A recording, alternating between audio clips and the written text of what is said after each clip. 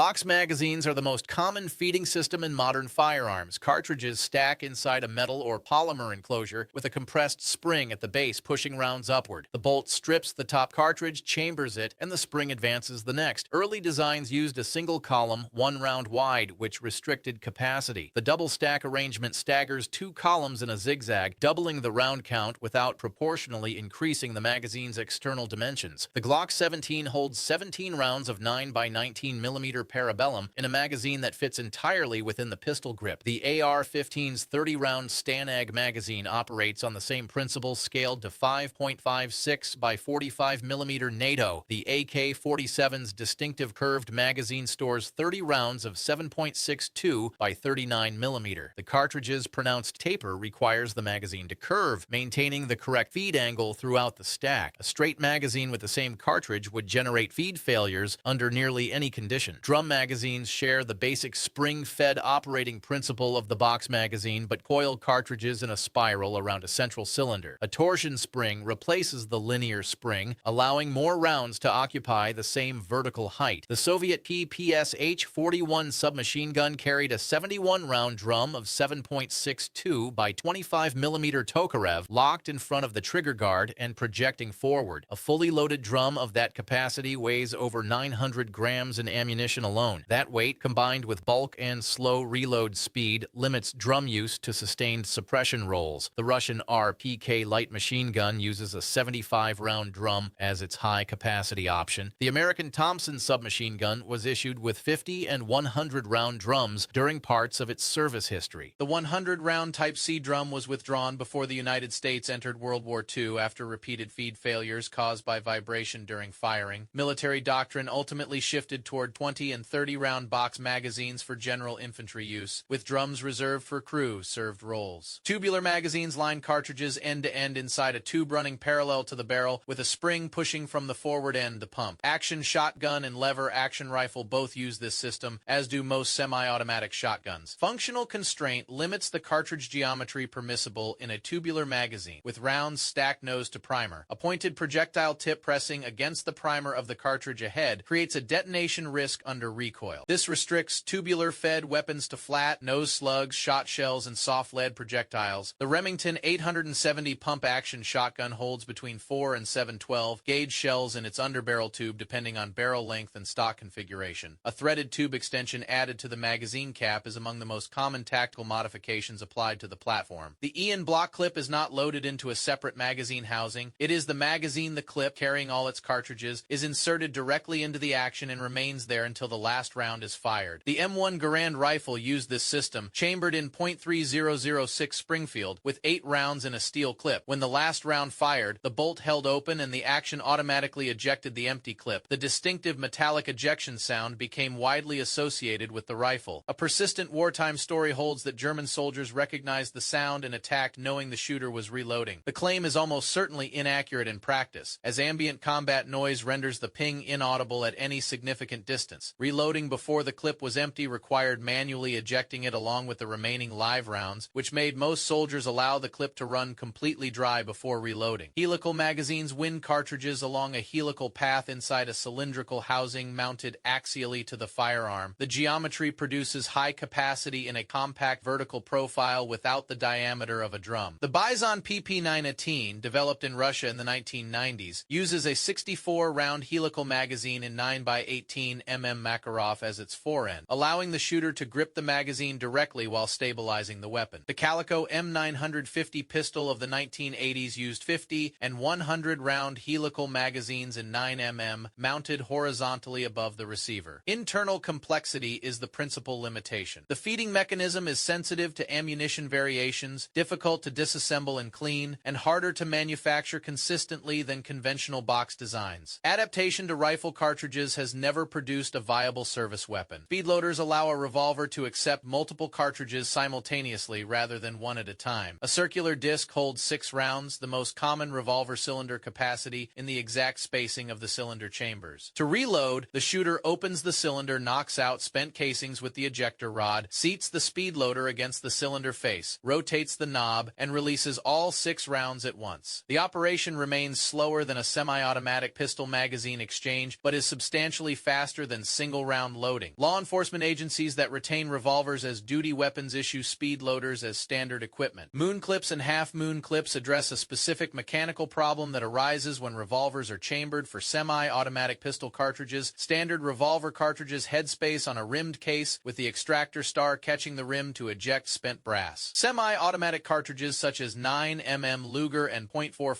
ACP have nearly parallel case bodies without a protruding rim, giving the extractor nothing to engage. The moon clip is a thin steel disc that seats around the base of a full cylinder load, acting as an artificial rim for both feeding and extraction. During World War I, a shortage of M1911 pistols led the United States Army to adopt Smith & Wesson and Colt M1917 revolvers in .45 ACP for ammunition compatibility. Half-moon clips holding 3 rounds each solved the extraction problem and remained in service for decades. Modern competition shooters using revolvers in IPSC events frequently chamber their guns in 9mm with moon clips, combining revolver action with inexpensive, widely available ammunition belt. Fed systems do not use spring pressure to advance ammunition. Cartridges are held in metallic links or a continuous metal belt, and the weapon's operating cycle actively pulls each round through the feed path before stripping the link and chambering the cartridge. The M2 Browning machine gun in .50 BMG and the M249 Squad automatic weapon in 5.56 mm NATO both use disintegrating link belts where each link separates from the following one as the round is fed. Spent links and empty cases eject from separate ports. Capacity is limited only by the length of the belt and the supply available. An M2 in a fixed emplacement can sustain fire from belts of 100, 200, or more rounds chained in sequence. Sustained fire generates heat buildup faster than almost any other design. World War II aircraft used fabric ammunition belts feeding hundreds of rounds through wing-mounted guns. Fabric degrades with moisture and temperature cycling, which led modern military designs to move entirely to disintegrating metal links. Pan magazines mount a flat disc above the receiver, oriented horizontally. The Lewis gun, developed by Samuel McLean and refined by Isaac Newton Lewis, entered service around 1911 and introduced the configuration to widespread use. The standard infantry drum held 47 rounds of .303 British arranged like spokes on a wheel, with projectile tips pointing toward the center. A spiral spring driven by propellant gas rotated the disc, indexing each round into the feed position. Aircraft-mounted versions used a larger disc holding 97 rounds. The Soviet DP-28, adopted in 1928, used a visually similar pan magazine but with a distinct internal mechanism. Its flat coil spring was advanced by a follower pin driven by bolt travel rather than by gas. The DP-28 fired 7.62 x54 mmR and remained in service through and after World War II. Coffin and casket magazines take their name from the squared-off outline visible when viewed from the front, which is approximately twice the width of a standard box magazine. The internal arrangement uses 4 columns of cartridges that converge to a double column at the feed lip. The Finnish Suomi KP/31 submachine gun, designed by Amo Lahti and adopted in 1931, used a 50-round version in 9x19 mm. 4-column designs of the period compressed the 4 rows to 2, then to 1. Modern designs stop the convergence at 2 columns, which is mechanically more reliable with rifle calibers. Surefire manufactures 60 and 100-round quad-column magazines in 5.56 mm NATO for the AR-15 platform, compatible with standard STANAG lower receivers. The 60-round version occupies only modestly more space than a standard 30-rounder. Fixed internal magazines are built into the receiver and cannot be removed. Loading is accomplished from above with the action open. The Mauser Gwehr 98 and its derivatives use a 5-round internal magazine loaded via stripper clips. A clip loaded with 5 rounds is placed into a slot machined into the receiver, and thumb pressure pushes all 5 cartridges down simultaneously into the magazine. The empty clip falls free. Paul Mauser patented his specific receiver integrated implementation in 1889. The system became standard for nearly every bolt-action military rifle through the Second World War, including the German Karabiner 98K, the American Springfield M1903, the Russian Mosin Nagant, and the Japanese Arisaka. Because there is no detachable component, there is no magazine to lose, misplace, or load improperly. The rifle functions as a sealed system. The contrast with the M1 Garand was significant in combat. A soldier armed with a Kar 98K could top off the magazine partially at any time using a stripper clip. A Garand-equipped soldier had 8 rounds per in block clip and could not add to a partially spent clip. Rotary magazines hold each cartridge in its own dedicated recess within a rotor driven by a torsion spring. As the bolt cycles, the rotor advances one position, presenting the next cartridge at a consistent angle regardless of how many rounds remain. The Savage Model 99 lever action rifle introduced the concept in 1899. The Ruger 10/22 semi-automatic rimfire rifle, introduced in 1964, brought it to widespread production. The design addresses a specific problem with .22 long rifle in conventional box magazine. As a spring-loaded box magazine empties, the feed angle decreases. Rimfire cartridges are more sensitive to feed angle variation than centerfire designs, and conventional magazines generate frequent misfeeds in .22 caliber applications. The rotary magazine eliminates the variable entirely. The standard 10/22 magazine holds 10 rounds and sits flush with the underside of the receiver. The 10/22 became one of the most widely sold rimfire rifles in American history, with an aftermarket so extensive that a functional rifle can be assembled entirely from non-Ruger components.